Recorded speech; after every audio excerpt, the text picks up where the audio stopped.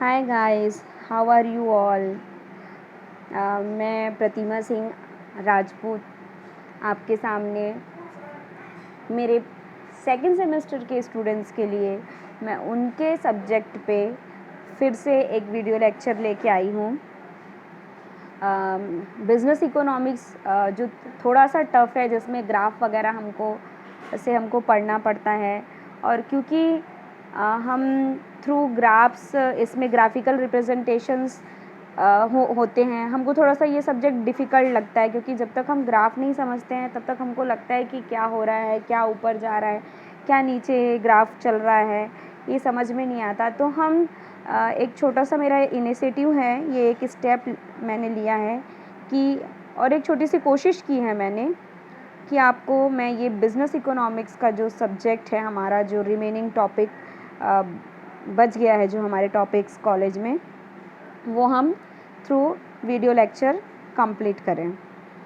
तो आज का हमारा यूनिट है यूनिट 1, जो कि हमारे सिलेबस के अकॉर्डिंग यूनिट 1 में एक टॉपिक है production function and law of returns.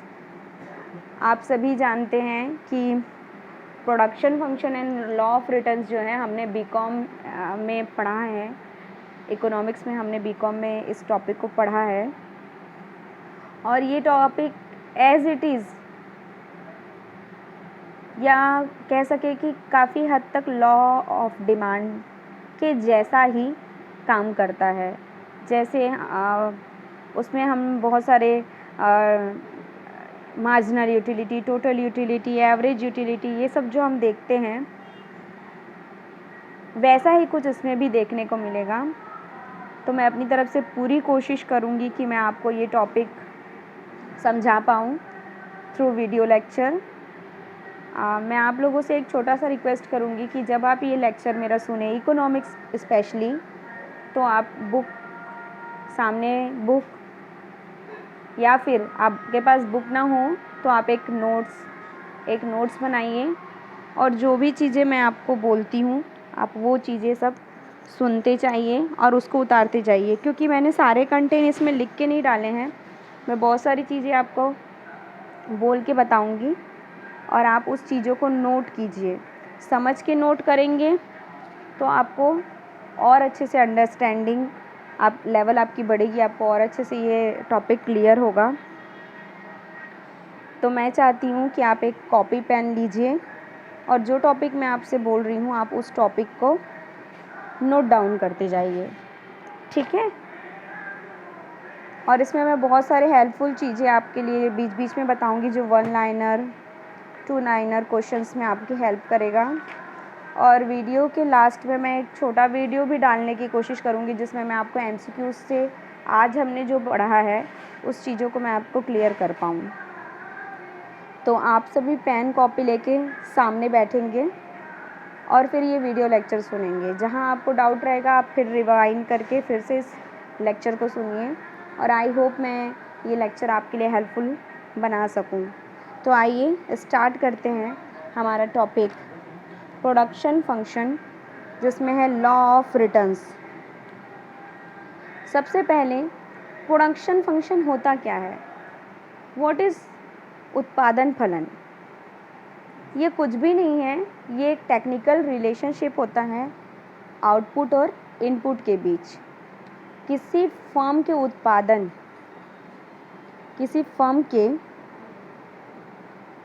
उत्पादन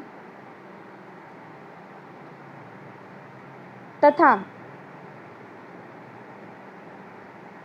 आउटपुट तथा इनपुट के बीच के संबंध को उत्पादन फलन कहा जाता है। मतलब आपने कितना इनपुट लगाया और उससे आपको क्या आउटपुट मिल रही है, ठीक है, उसके बीच का रिलेशनशिप जो है उत्पादन फलन है। जैसे आपने 500 रुपये का फर्टिलाइज़र लगाया अपने खेत में, आपने लेबर को दिया पैसा, आपने 10,000 लेबर के पीछे लगाया, ठीक है। आपने उसमें लैंड का भी कॉस्ट ले लिया जो कि फ़िक्स है, लैंड का कॉस्ट ले लिया, ठीक है, जो कि फ़िक्स है आपका। मान लीजिए वो 10 लाख का लैंड है, तो आप उसमें कुछ कॉस्ट उसको भी लेके चलेंगे, उसके फिक्स्ड कॉस्ट शॉर्ट रन में है तो आप उसको फिक्स मानेंगे, लॉन्ग रन में है तो लैंड आपके लिए वेरिएबल कॉस्ट होगा। ठीक है, तो आपने कितना लेबर लगाया, आपने कितने एफर्ट लगाए और उस एफर्ट का आपको क्या इनपुट मिलता है, दैट इज़ उत्पादन फलन, प्रोडक्शन कॉस्ट फंक्शन। और वही प्रोडक्शन कॉस्ट होगा आपका, आपने जो इनपुट्स लगाए हैं वो इनपुट्स आपके प्रोडक्शन कॉस्ट होंगे। ठीक है, अब देखिए इसमें मैंने एक छोटा सा फॉर्मूला लिखा है। It is a functional relationship f denote function relationship between A B सी।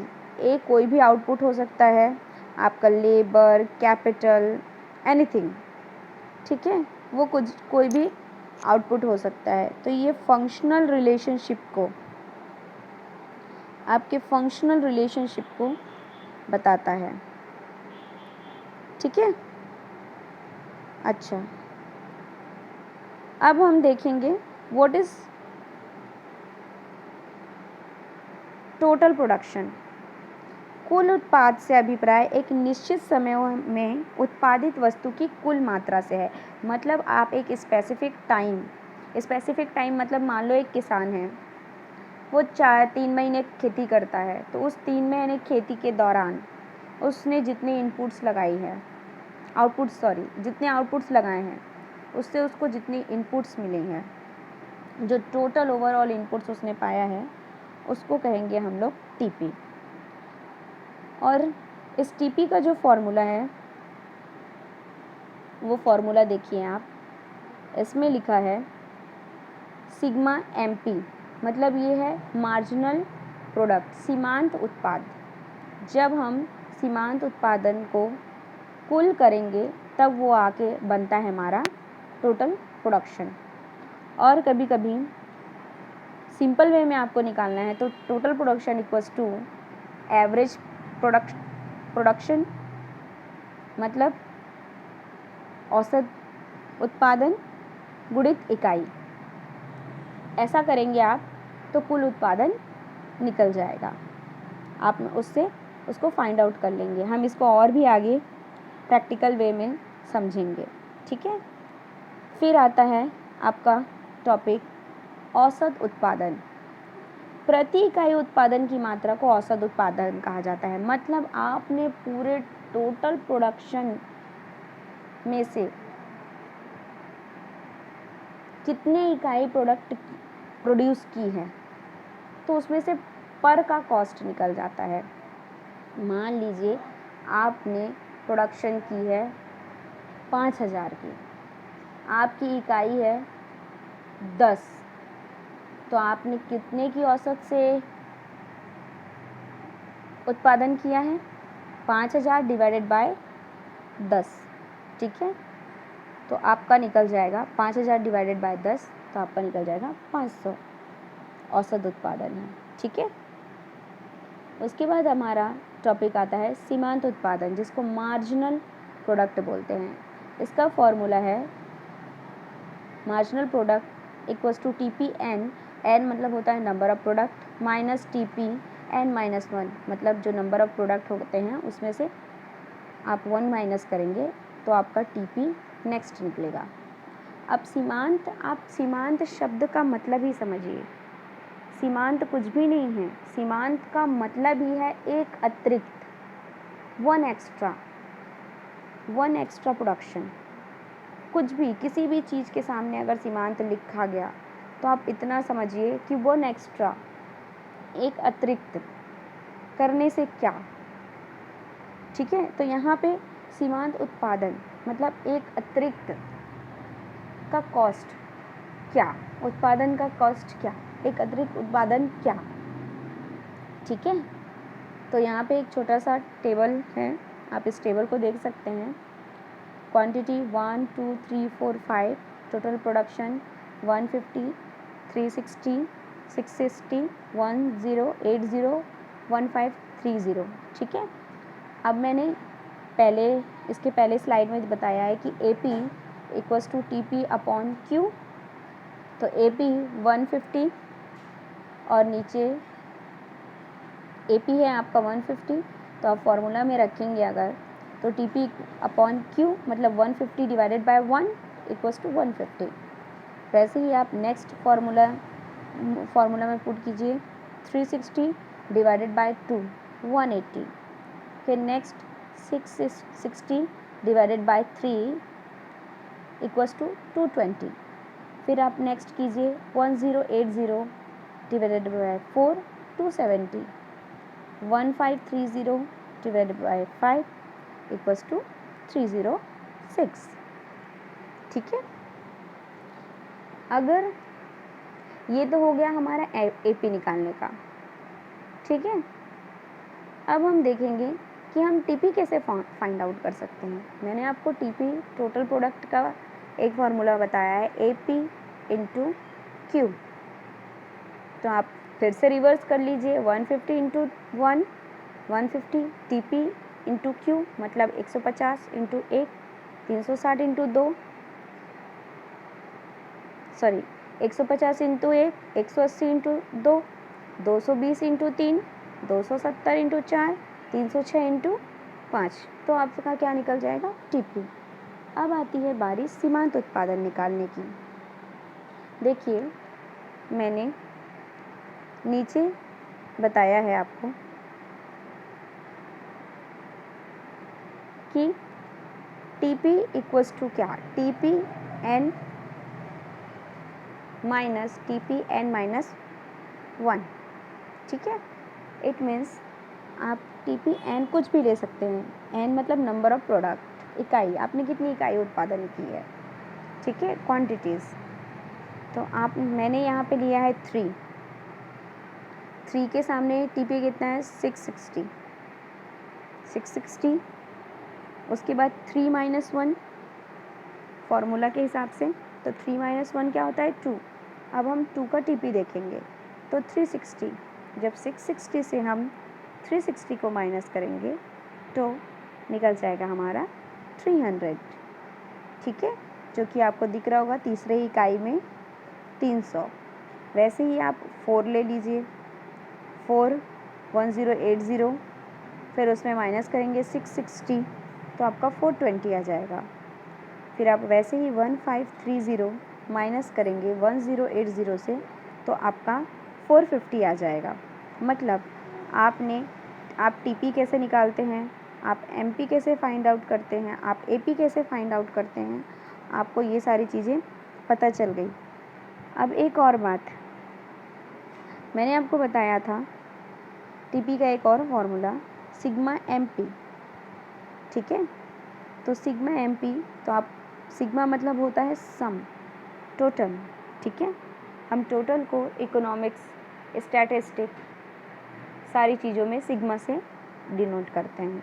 ठीक, तो MP का सिग्मा मतलब MP को जब हम टोटल करेंगे तो हमारा निकलेगा TP। तो 150 प्लस 210 प्लस 300 प्लस 420 प्लस 450 आप सबको ऐड करेंगे तो 1530, ये निकल जाएगा आपका TP। तो आई होप कि आप इस चार्ट से समझ गए होंगे कि what is TP, what is MP, what is AP। ठीक है, और हमने थोड़ा सा प्रैक्टिकल वे में भी इसको जानने की कोशिश की कि TP कैसे काम करता है, MP कैसे काम करता है, AP कैसे फाइंड आउट किया जाता है। टेबुलर फॉर्म में भी हमने इसको जानने की कोशिश की। ठीक है, अब नेक्स्ट देखते हैं kinds of production function. What are the kinds, कितने प्रकार के होते हैं उत्पादन फलन। ठीक है, तो नॉर्मली उत्पादन फलन के 2 प्रकार हैं, एक शॉर्ट पीरियड के लिए और एक लॉन्ग पीरियड के लिए। जो शॉर्ट पीरियड के लिए है उसको हम दूसरे नाम से भी जानते हैं लॉ ऑफ वेरिएबल प्रोपोर्शन। इसको हम लॉ ऑफ वेरिएबल प्रोपोर्शन भी कहते हैं। और जो लॉन्ग पीरियड टर्म के लिए है, जो हमारे सिलेबस में भी है, जो ये है law of returns to scale. Okay, अब देखिए अल्पकालीन उत्पादन फलन से आप क्या समझते हैं? अल्पकालीन उत्पादन फलन मतलब यहाँ पे एक फिक्स कॉस्ट होता है और एक वेरिएबल कॉस्ट होता है।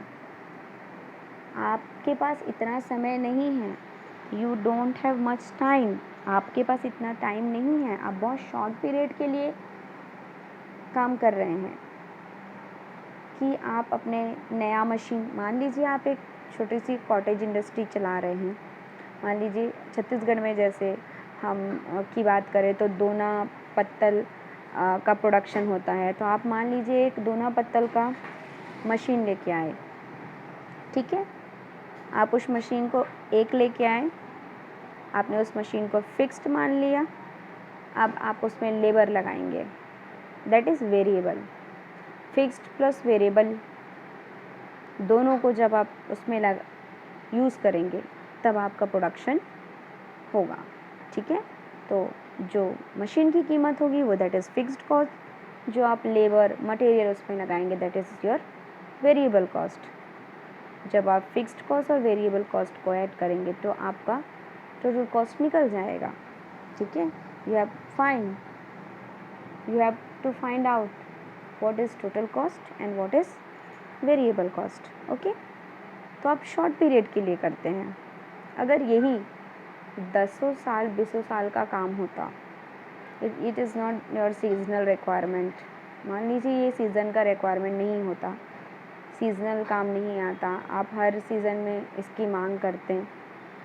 नॉर्मली दोना पत्तल तो आज के डेट में जो है हर सीज़न में रिक्वायर्ड होता है, शादियाँ, पर आप थोड़ा सा पीछे चले जाएँ, थोड़ा समय पीछे, तो ये दोना पत्तल का रिक्वायरमेंट जो होता है, ये मशीन्स के थ्रू जो बनते हैं, ये टाइम के अकॉर्डिंग इसका रिक्वायरमेंट होता था। शादियों के सीज़न में बहुत प्रोडक्शन किया जाता था, हाथों से बनाया जाता था, अब तो मशीनें आ गई हैं, ठीक है। तो वो शॉर्ट पीरियड के लिए होता था। इतना आप समझ लीजिए कि शॉर्ट टर्म में क्या होता है, एक फिक्स्ड कॉस्ट होता है और दूसरा वेरिएबल कॉस्ट होता है, ठीक है। आप फिक्स्ड कॉस्ट में वेरिएबल कॉस्ट को और बढ़ाते जाते हैं, उसके बाद आप अपना आउटपुट इफ़ेक्ट देखते हैं कि आपको क्या इफ़ेक्ट मिला, आपका क्या बाय प्रोडक्ट आया, आपने क्या फाइंड आउट किया, आपने क्या प्रोडक्शन किया, ठीक है। और दूसरा होता है लॉन्ग टर्म, ठीक। लॉन्ग टर्म मतलब आपके पास मच मोर टाइम है कि आप नई मशीन खरीद सकते हैं, आप लेबर तो ऑलरेडी लाते ही हैं, इनपुट्स तो लाते ही हैं, आप उसमें और भी मशीनें ऐड कर सकते हैं, आप उसमें बहुत सारी मशीनें ऐड कर सकते हैं।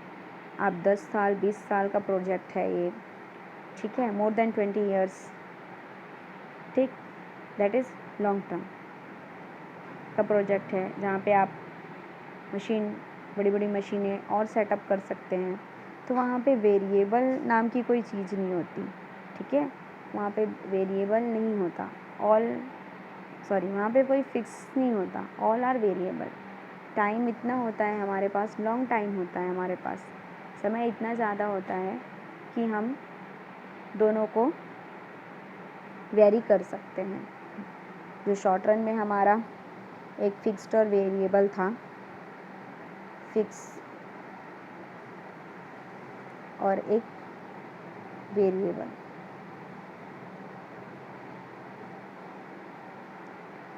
ये 1 ये 2, तो यहाँ पे 1 और 2 दोनों होता है, और यहाँ पे सिर्फ वेरिएबल कॉस्ट होता है, ठीक है।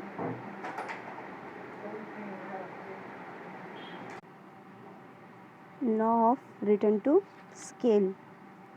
अब ये law of return to scale जो है, जैसे आपको मैंने बताया था कि law of returns to scale जो है लॉन्ग रन में यूज़ होता है। मतलब जो हमारे इनपुट्स होते हैं वो दोनों होते हैं, ठीक है, दोनों ही जो हमारे इनपुट होते हैं वो वेरिएबल्स होते हैं, ठीक है। अन्य शब्दों में उत्पादक इकाइयों के व्यवहार का अध्ययन करते हैं। जब एक व्यावसायिक फर्म उत्पादन के कुछ साधनों को स्थिर रखकर अधिकतम उत्पादन हेतु अन्य साधनों की मात्रा में परिवर्तित करता है तो सीमांत उत्पादन में बढ़ोतरी होती है। इसके बाद यह स्थिर हो जाता है और अंत में इसमें घटौती हो जाती है। मतलब law of return to scale जो है वो 3 स्टेज में काम करता है। एक लॉ ऑफ इंक्रीजिंग रिटर्न, एक लॉ ऑफ कांस्टेंट रिटर्न और एक लॉ ऑफ डिमिनाइजिंग रिटर्न, ठीक है। अब हम देखेंगे, ये देखने से पहले आप थोड़ा सा नोट करेंगे, मैं आपको लॉ ऑफ रिटर्न और law of return to scale, देखो सुनने में दोनों बातें एक ही लग रही हैं पर दोनों में बहुत अंतर है, ठीक है।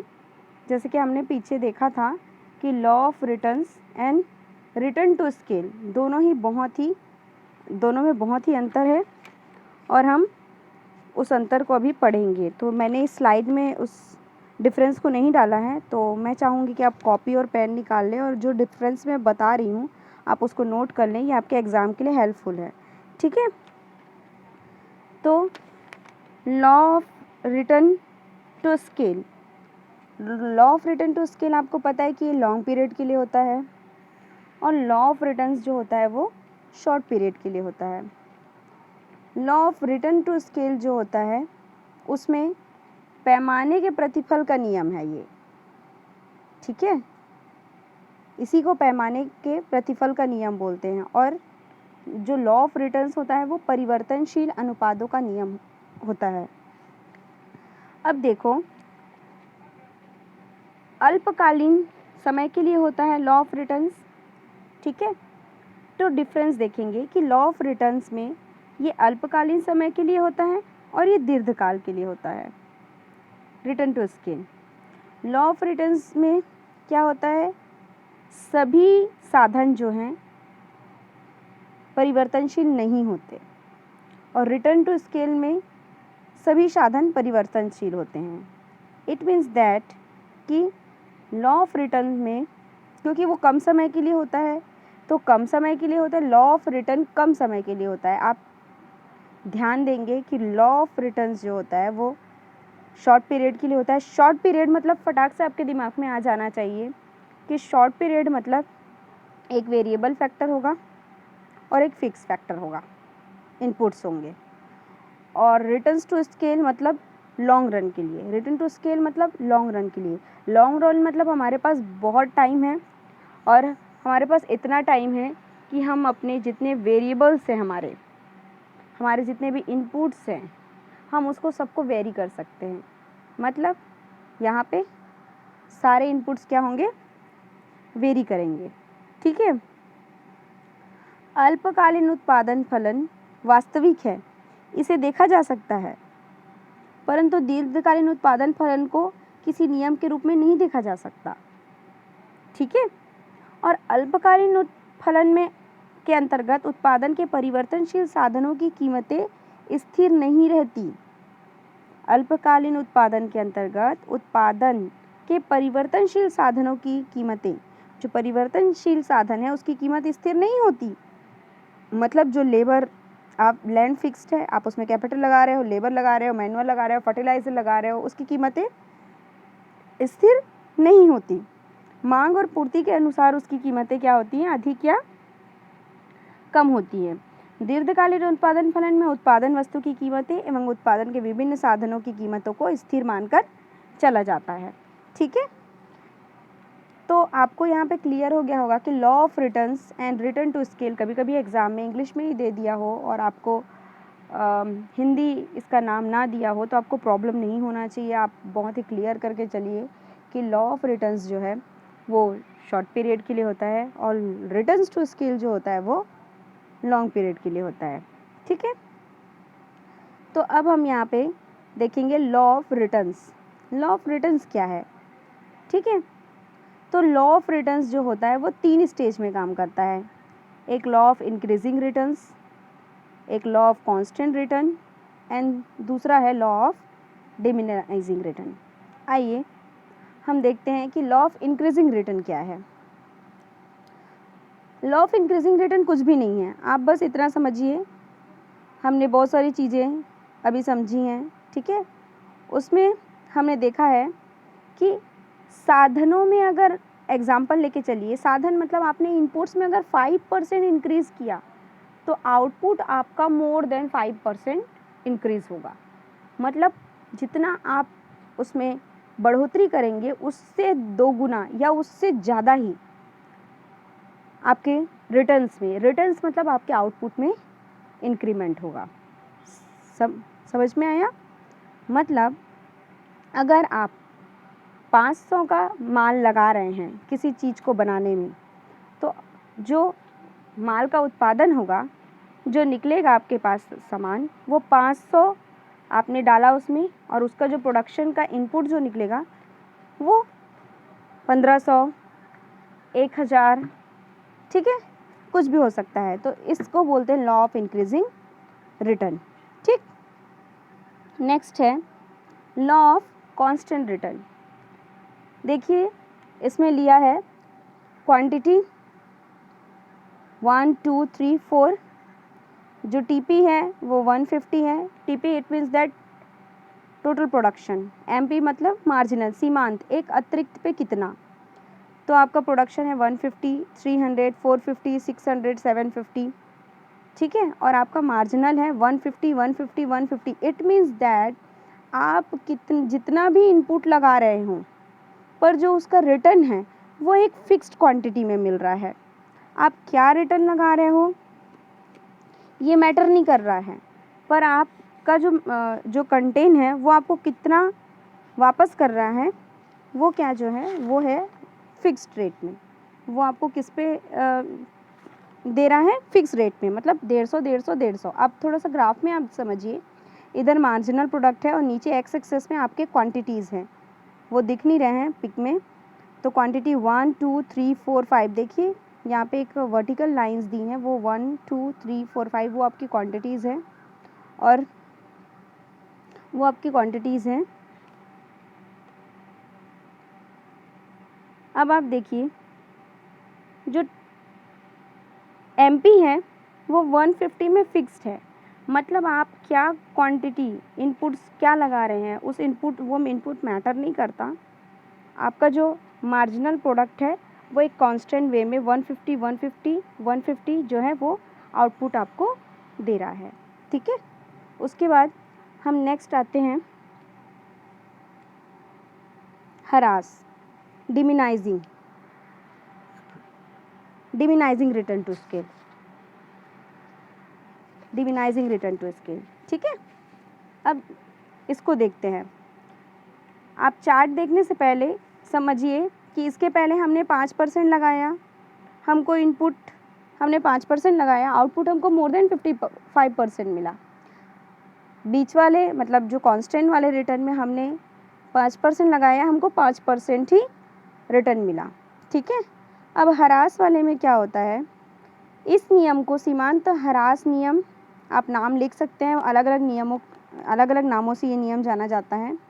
इसको सीमांत उत्पादन हरास नियम आपके वन लाइनर क्वेश्चंस में आ सकता है। परिवर्तनशील अनुपातों का नियम, घटते प्रतिफल का नियम, इन नामों से पुकारा जाता है। आप इसको लिखिए, मैं आपको फिर से रिपीट करना चाहूँगी। इस नियम को सीमांत उत्पत्ति हरास नियम, परिवर्तनशील उत्पादनों का नियम, घटते प्रतिफल का नियम आदि के नाम से पुकारा जाता है। रिकार्डो का लगान सिद्धांत व माल्थस का जनसंख्या सिद्धांत जो है इसी नियम पे काम करता है, ठीक है। ये बोलता है कि एक समय आता है जब आप वेरिएबल फैक्टर में, क्योंकि ये शॉर्ट रन के लिए है, ठीक है, शॉर्ट रन के लिए है, तो आप क्लियरली समझिए कि एक फिक्स्ड फैक्टर होगा, एक वेरिएबल फैक्टर होगा। इंक्रीजिंग रिटर्न में क्या होता, आपका लैंड फिक्स है, आप उसमें मैनुअल फर्टिलाइज़र लगाए जा रहे हैं। एक समय आएगा जो मैनुअल फर्टिलाइज़र है, ठीक है, वो आपको इस वे में इनपुट देगा, ठीक है, मतलब आप 5% लगा रहे हैं तो 5% से ज़्यादा। फिर जो एक स्टेज आएगा वो स्टेज क्या होगा, कांस्टेंट रिटर्न, वो इस कांस्टेंट फॉर्म में जाएगा। मतलब आप 5 रुपये लगा रहे हैं तो आपको 5 रुपये ही फीडबैक, मतलब जो आउटपुट है वो आप 5 का ही मिलेगा। इसके पहले क्या हो रहा था, आप 5 रुपये लगा रहे थे, आपको 5 का 10, 5 का 15 मिल रहा था। पर यहाँ पे क्या होगा, आप 5 रुपये किसी चीज़ में लागत लगा रहे हैं तो वो आपको 5 रुपये ही देगा, मतलब खेत। ठीक है, उसके बाद क्या है, अब लगातार हम उस पर मैन्योर, फर्टिलाइज़र वो सब हम यूज़ करते जाएंगे तो ज़मीन क्या हो जाएगी, बंजर हो जाएगी। ठीक है, ज़मीन बंजर हो जाएगी। फिर वो क्या है, वो हमको रिटर्न जो है वो डिमिनाइजिंग देगा, तो रिटर्न पर उतना नहीं देगा जितना वो पहले देता था। ठीक है, पहले आपका 10 बोरा गेहूँ होता था, वो गेहूँ तो होंगे पर 10 बोरे नहीं होंगे, वो 3 बोरे 4 बोरे। ठीक है, वो डिमिनाइजिंग होगा क्योंकि हमने उसका एक्सेस यूज़ कर दिया, हमने उसका फुलर यूटिलाइजेशन कर दिया। अब उसके बाद उसकी क्षमता कम हो जाएगी। तो ये जो ग्राफ है वो ऐसे नीचे चलते जाएगा और ये एमपी जो है नेगेटिव में भी आएगा। जो देखिए आप सीमांत उत्पादन आप देख रहे हैं ये नेगेटिव में है, मतलब ये -10 में चला गया है। पहले वो आपका, यहाँ से आप इसको समझ सकते हैं, पहले वो 50 था, फिर वो 40 था, 30 था, 20 था, फिर वो -10 ज़ीरो हुआ, फिर वो -10 में आके रुक गया। ठीक है, ये आपका एमपी कर्व है। मार्जिनल प्रोडक्ट का कर्व जो है वो इस तरीके से बनता है। ओके, तो आप इस चार्ट पे देखिए, जब आपने एक पूंजी लगाई या एक श्रम लगाया, फिर 2 लगाया, जब आपने 1 लगाया तो 50 कुंटल चावल हुआ, और औसत इकाई भी 50 है, जैसे हम फॉर्मूला में पुट करें तो ये 50 ही निकलेगी। फिर हमने उसमें 90 2 लेबर लगाए तो 90 कुंटल उत्पादन हुआ। ओरिजिनल हमारा जो औसत है वो 45 निकला। सीमांत देखिए, पहले 50 था, फिर वो 40 हो गया। वैसे ही हम सब कंटिन्यू देखते जाएंगे तो वो 50 से 40 से 30, 20, 10 और एक समय तो आया जो वो ज़ीरो में पहुंच गया। अब ये क्या हो गया, माइनस में हो गया। इसका मतलब ये है कि ये डिमिनाइजिंग बढ़ तो रहा है, पर कैसा बढ़ रहा है, डिमिनाइजिंग वे में बढ़ रहा है। ठीक है, डिमिनाइजिंग मतलब घटते क्रम में बढ़ रहा है, इसीलिए इसका नाम घटते प्रतिफल का नियम भी है, और इसको परिवर्तनशील अनुपात का नियम भी कहा जाता है, क्योंकि ये परिवर्तित हो रहा है। इसका जो अनुपात है वो एक फिक्स्ड वे में नहीं है, वो परिवर्तनशील होते होते होते होते, क्योंकि ये जो पूरा नियम है वो परिवर्तनशील लागत पे निर्भर है। उसमें लैंड का कोई यूज़ नहीं है, वो सिर्फ वहाँ पे लेबर रॉ मटेरियल, आप फर्टिलाइज़र लगा रहे हैं, वो सभी यहाँ पे काम कर रहा है। ठीक है, ये ग्राफ है, जैसे आपने श्रम लगाया, यहाँ पे आपने जैसे श्रम लगाया वो इस ग्राफ पे दिख रहा है। फिर वो गेहूं का उत्पादन देखिए, हो तो रहा है उत्पादन, पर वो कैसे हो रहा है, उत्पादन कैसे हो रहा है, आप देखिए यहाँ पे